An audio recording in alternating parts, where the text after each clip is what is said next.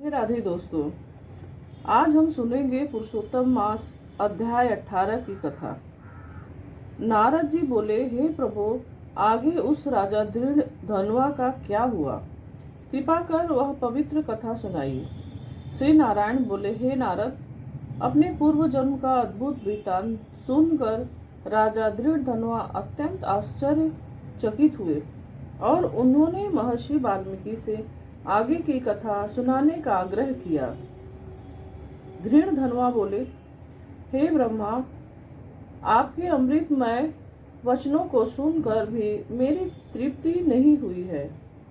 कृपा कर आगे की कथा कहिए।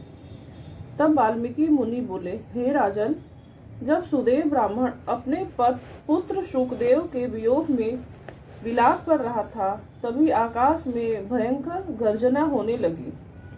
असमय में मेघ घिर आए, तीव्र वायु चलने लगी और बिजली चमकने लगी।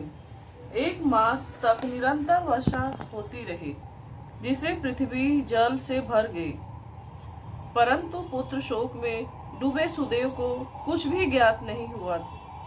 न उसने भोजन किया, न जल पिया। वह केवल हे पुत्र कहकर विलाप करता रहा।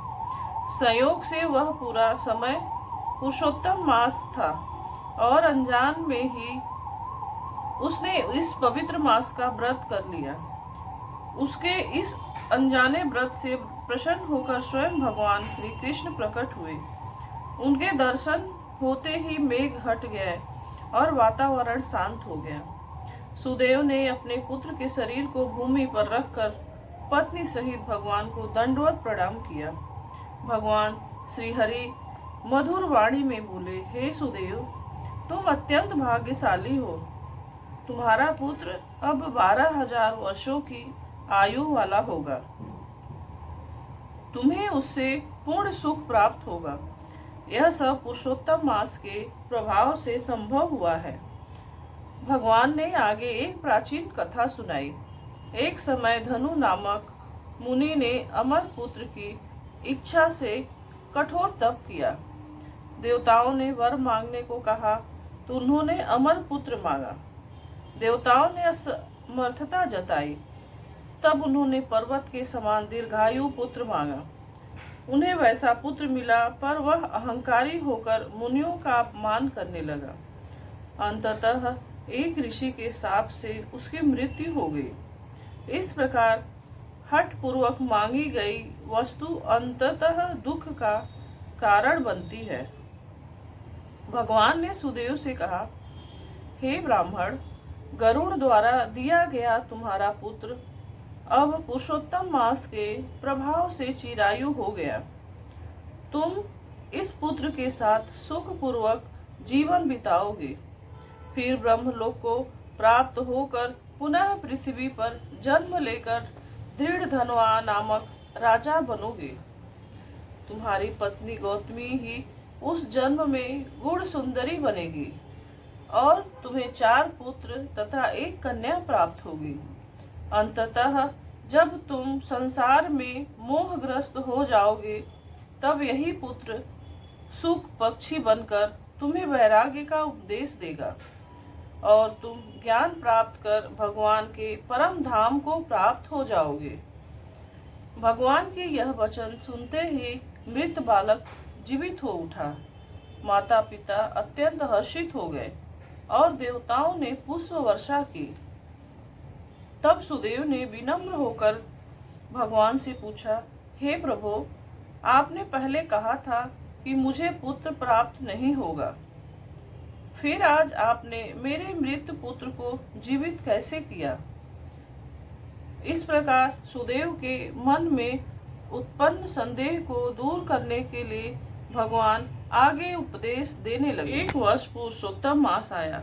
नगर के मंदिर में एक संत पुरुष प्रतिदिन पुरुषोत्तम मास की महिमा का वर्णन करते थे। धर्मदास भी एक दिन वहां पहुंचा।